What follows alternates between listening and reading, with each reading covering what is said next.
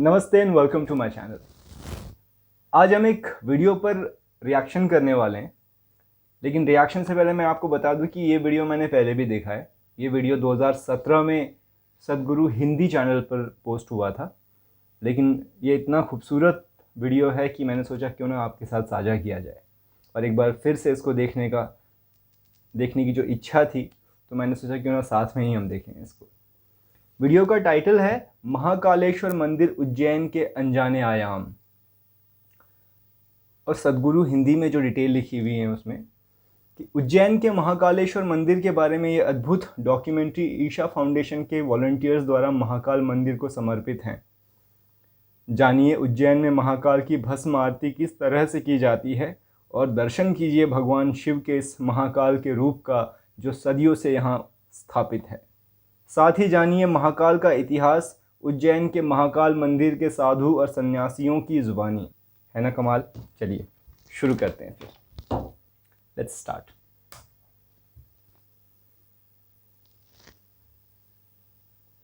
Isha foundation के स्वयं सेवकों द्वारा श्री महाकालेश्वर मंदिर उज्जैन को समर्पित। महादेवा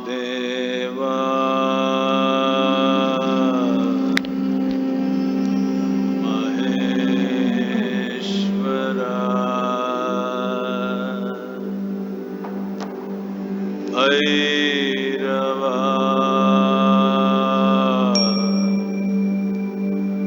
काल भैरवा काल काल भैरवा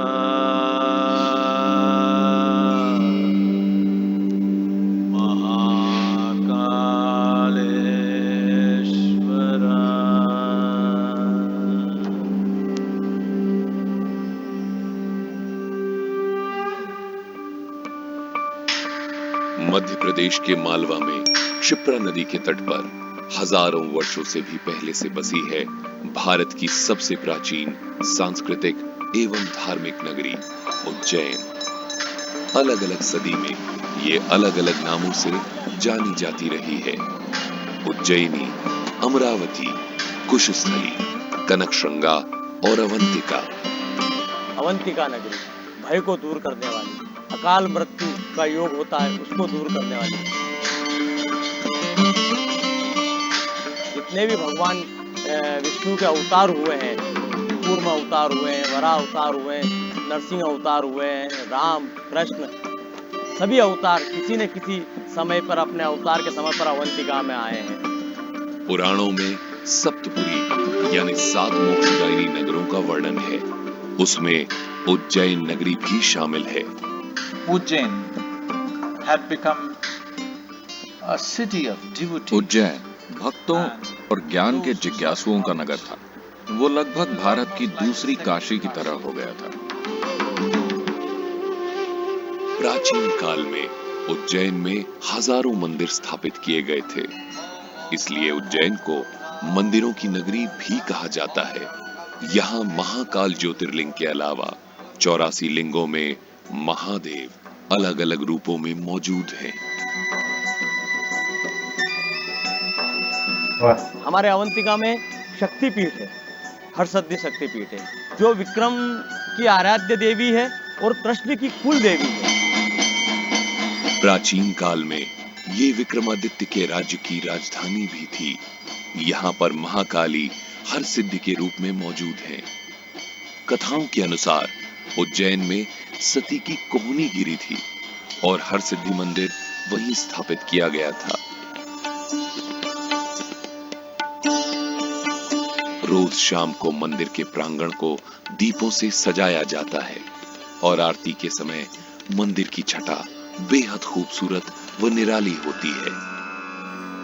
प्राचीन काल में ये कापालिकों का एक बहुत बड़ा केंद्र रहा है और उज्जैन के जितने इस समय देवता उपस्थित हैं, ये सभी कहीं ना कहीं अघोर या कापालिक मतों के ही प्रतिपादक हैं।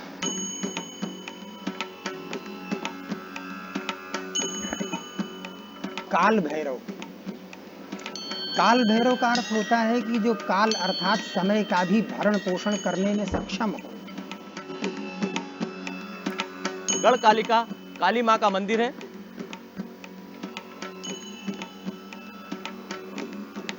जो महाकवि कालिदास की आराध्य देवी रही है, जहाँ से कालिदास को ज्ञान प्राप्त हुआ है। गढ़कालिका, ये क्रम से सबके नामों में काल का जो वर्णन आ रहा है, काल अर्थात समय,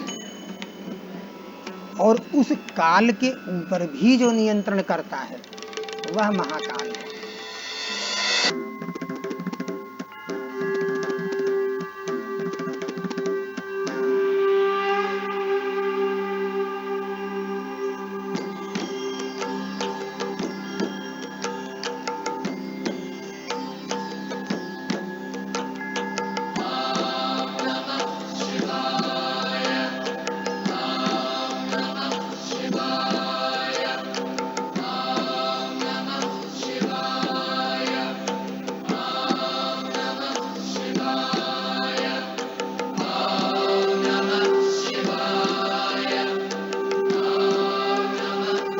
दूषण दैत्य का वध करने के लिए और उसके कोप से एक ब्राह्मण बालक को बचाने के लिए भगवान शिव स्वयं प्रकट हुए थे इस जगह पर, और उस दैत्य को और उसकी समस्त सेना को यहाँ पर नष्ट कर दिए थे।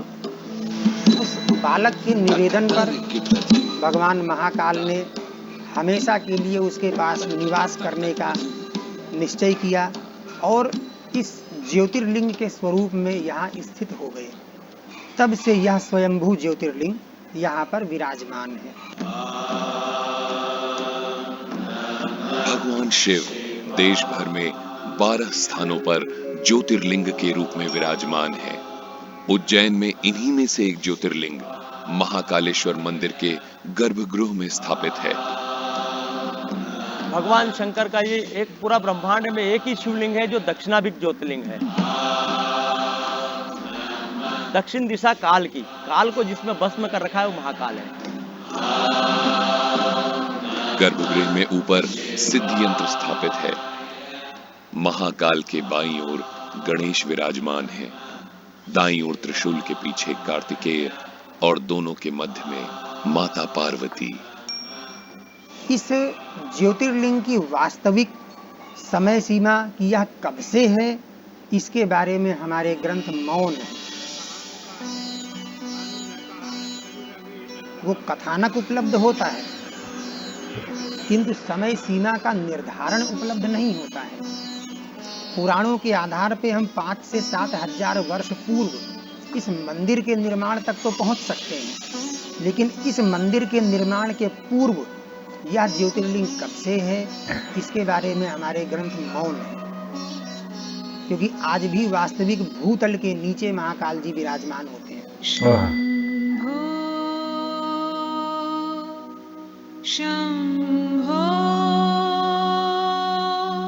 गर्भगृह के बाहर नंदी की प्रतिमा मौजूद है। दर्शनार्थी यहाँ पर बैठकर गर्भगृह में प्रवेश करने का इंतजार करते हैं। अलग अलग प्रांतों और समुदायों से आए हुए भक्त तरह तरह की साधना करके श्री महाकालेश्वर को प्रसन्न करने का यत्न करते हैं। दिन भर पुजारी पूजा अर्चना करते हैं और अलग अलग तरह की आरती समर्पित करते हैं। यहाँ प्रार्थना के बाद अपनी मनोकामनाओं को नंदी के कान में कहने का चलन भी है। इन सब पूजा अर्चना आरती भक्ति के बीच में कई सदियों से विराजमान है Mahakal. What does Mahakala mean? Mahakal का मतलब क्या है? काल शब्द के 2 अर्थ हैं। काल का अर्थ होता है समय और काल का अर्थ अंधेरा भी होता है। समय यानी कि आपके वर्तमान अनुभव में समय का मतलब चक्र होता है, आणविक से लेकर ब्रह्मांडीय तक, एक अणु से लेकर विशाल ब्रह्मांड तक सभी चीजें चक्रों में घूमती हैं। पृथ्वी एक बार घूमती है तो उसे हम एक दिन कहते हैं। चंद्रमा पृथ्वी के चारों ओर एक चक्कर लगाता है तो उसे हम 1 महीना कहते हैं। पृथ्वी सूर्य के चारों ओर घूमती है तो उसे हम 1 साल कहते हैं। नींद और जगने के चक्र, खाने, पाचन, भूख के चक्र, इस तरह बहुत सारे चक्र हैं। चीजों की चक्रीय गति से ही आपको समय का आभास होता है। अगर चक्रीय गति नहीं होती, अगर सृष्टि में चक्र नहीं होते, अगर भौतिकता नहीं होती, तो आपको समय का अनुभव नहीं होता। यानी कि समय भौतिक अस्तित्व के जरिए व्यक्त होता है। भौतिक अस्तित्व एक विशाल अनअस्तित्व की गोद में घटित हो रहा है, जिसे अंग्रेजी में स्पेस या अंतरिक्ष कहते हैं। यहां हम उसे काल या अंधकार कहते हैं।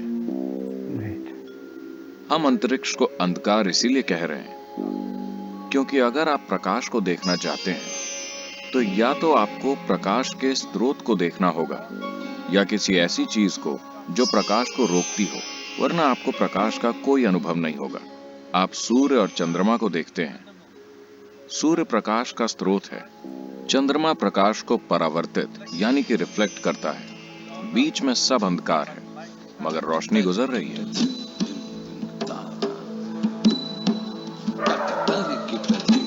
अस्तित्व का मूल आधार है काल या समय, क्योंकि समय के कारण ही स्थान की गुंजाइश है, वरना स्थान का अस्तित्व नहीं होता।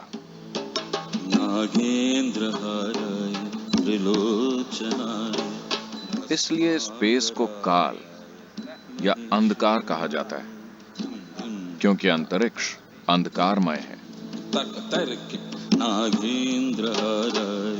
अगर आप समय का अनुभव करते हैं भौतिकता के परे या भौतिकता की सीमाओं से परे, तो ऐसे समय को हम महाकाल कहते हैं। महाकाल वो गोद है जिसमें सृष्टि के छोटे छोटे कण यहां वहां मौजूद हैं। बाकी सब खालीपन है। इस फैले हुए ब्रह्मांड में करीब 99% खालीपन है। विशाल आकाश गंगाएं चक्कर लगा रही हैं, मगर उनका 99% खालीपन है। इसलिए महाकाल की गोद में ही सृष्टि घटित होती है।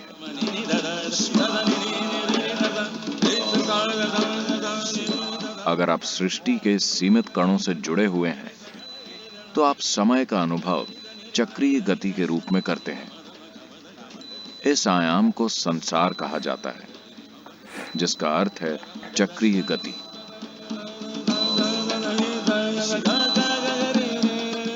अगर आप इसके परे चले जाते हैं तो इसे हम वैराग्य कहते हैं, यानी कि आप पारदर्शी हो गए हैं। जब आप पारदर्शी होते हैं तो आप रोशनी को नहीं रोकते। रोशनी को न रोकने का अर्थ है कि आप जीवन की बाध्यकारी प्रकृति या चक्रीय गति से मुक्त हो गए हैं। जीवन की चक्रीय गति से मुक्त होने को मुक्ति या मोक्ष प्राप्त कर लेना कहा जाता है।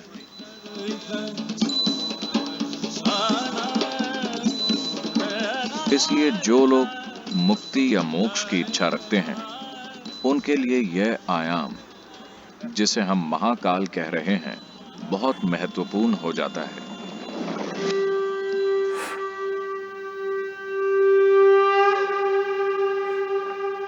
ये सिर्फ संस्कृति से जुड़ी हुई चीज नहीं है, इसमें एक विज्ञान है। उस कृपा क्षेत्र में होने पर, इस महाकाल रूप की मौजूदगी में जब आप वहां जाते हैं तो सब कुछ खत्म, सब कुछ जलकर राख हो जाता है। इसका अर्थ है कि आप भौतिक से मुक्त हो गए हैं। वो रूप आपको अपनी परम मुक्ति, मोक्ष की ओर ढकेलता है।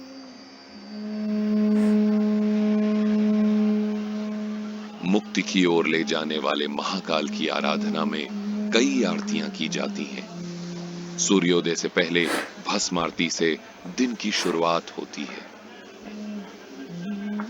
भस्म आरती के दौरान महाकाल को पंचामृत अर्पित किए जाते हैं।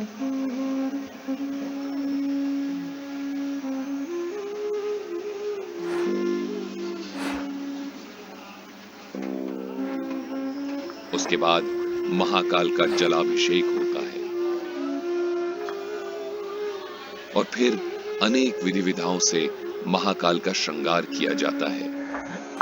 नमामि शमीशान निर्वाण रूपम विभुं व्यापकं ब्रह्म वेद स्वरूपम।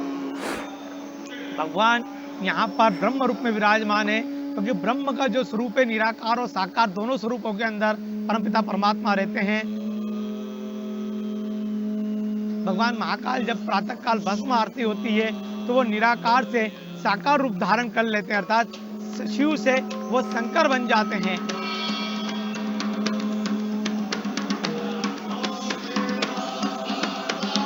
अंत में महाकाल पर भस्म अर्पित की जाती है।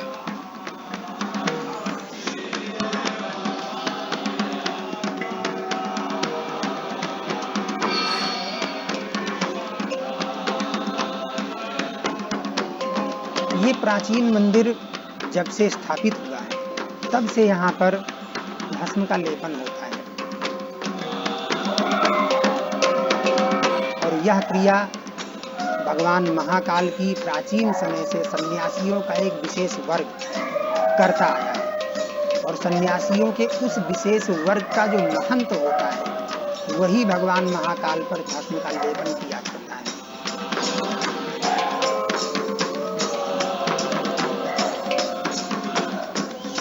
प्रातः काल नित्य भगवान महाकाल की भस्म आरती उसी क्रम से करते हैं जिस क्रम से आज के हजारों वर्षों पूर्व होती थी।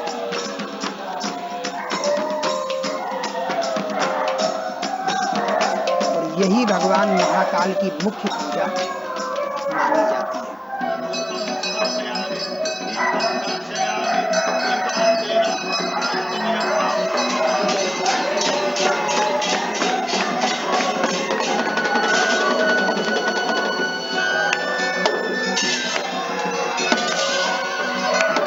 भस्म आरती का समापन प्रचंड अग्नि, डमरू की तीव्र ध्वनि एवं शंख के जोरदार स्वर के साथ किया जाता है।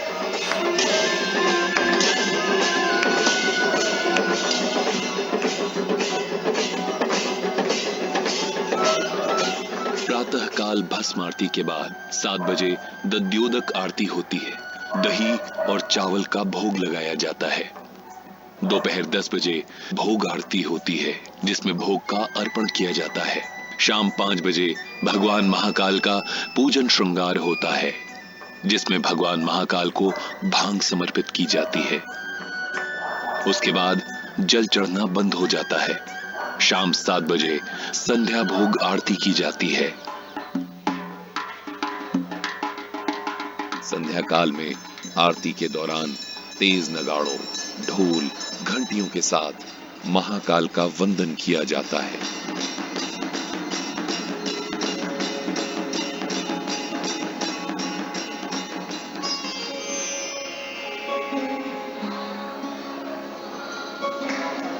जो संध्या आरती होती है, संध्या आरती को मृदंग आरती भी कहा जाता है। तो वो आरती का दिव्य दृश्य ऐसा लगता है कि कोई राजा का मनोरथ हो रहा है। भगवान राजा के स्वरूप में बैठते हैं। अवंतिका के राजा है, ब्रह्मांड के राजा है। और ऐसी मान्यता है कि यहाँ कोई भी दूसरा राजा रात्रि विश्राम नहीं करता। महाकाल ही स्वयं ब्रह्मांड के राजा है। संध्या आरती का सुंदर चित्रण कालिदास ने अपने ग्रंथ मेघदूत में कुछ इस प्रकार किया है। हे मेघ, जब तुम उज्जैनी जाना तो महाकाल के दर्शन अवश्य करना, वहां की संध्या आरती को अवश्य देखना। संध्या काल में लाखों की संख्या में पक्षी मंदिर के प्रांगण में लगे पेड़ पर एकत्रित होते हैं और आरती की भव्यता पर 4 चांद लगा देते हैं।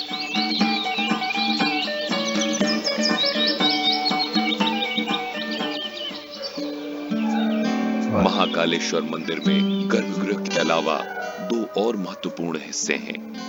सबसे ऊपरी तल पर मौजूद है नागचंद्रेश्वर, जिनके दर्शन केवल नागपंचमी के दिन ही होते हैं, और उसके नीचे मंदिर के पहले तल पर ओंकारेश्वर रूप में शिव विराजमान है।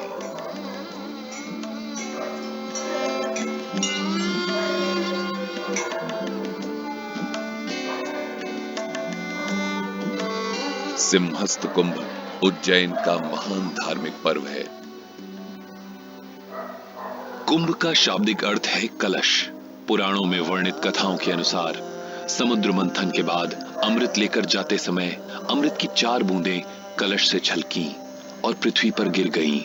उसके बाद उन 4 स्थानों हरिद्वार, नासिक, प्रयाग और उज्जैन में कुंभ मेले की प्रथा का जन्म हुआ। कुंभ के दौरान चैत्र मास की पूर्णिमा से लेकर वैशाख की पूर्णिमा तक पवित्र क्षिप्रा नदी में स्नान करने को काफी महत्वपूर्ण माना गया है। This is the 12th cycle. ये 12 साल के सौर चक्रों का 12वां चक्र है। इसे सिंहस्थ कुंभ कहा जाता है। महाकाल के दर्शन हेतु श्रद्धालुओं की भीड़ सदियों से लगती रही है।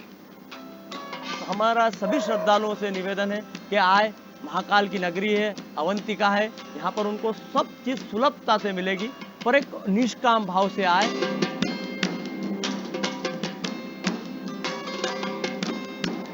शास्त्रों के अंदर भगवान शिव के चरण स्पर्श का महत्व, अर्थात भगवान शिव के चरणों में स्पर्श है, ना कि लिंग पे स्पर्श है। दूर से ही भगवान शिव को भी यदि नमस्कार कर लेता है, दूर से यदि भगवान शिव को किसी जल पात्र के माध्यम से भगवान पर जल चढ़ा देता है, तो भगवान महाकाल के ऊपर जल चढ़ता है। यह भावना लेकर आए।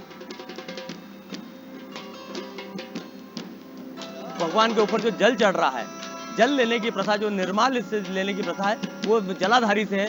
कुछ लोग श्रद्धालु भगवान का जो कलश चढ़ रहा है उसमें से जल लेते हैं, वो गलत है। भगवान महाकाल को मस्तक नहीं लगाना चाहिए, उनको या तो जलाधारी में स्पर्श करे। वो दूसरा, मंदिर की एक मर्यादा है, उसका पालन करें। अपनी जो भी शासन के द्वारा जो व्यवस्था बनी हुई है, उस व्यवस्था का पालन करें। सदियों से सभी के स्वागत में हाथ जोड़े खड़ी हैं मंदिरों की नगरी उज्जैन, और सदियों से भक्तों को अपनी कृपा के आगोश में भरकर उनकी मुक्ति का मार्ग प्रशस्त करते हुए विराजमान हैं कालों के काल महाकाल। एक बार फिर हम आप सबका इस उज्जैन नगरी में स्वागत करते हैं।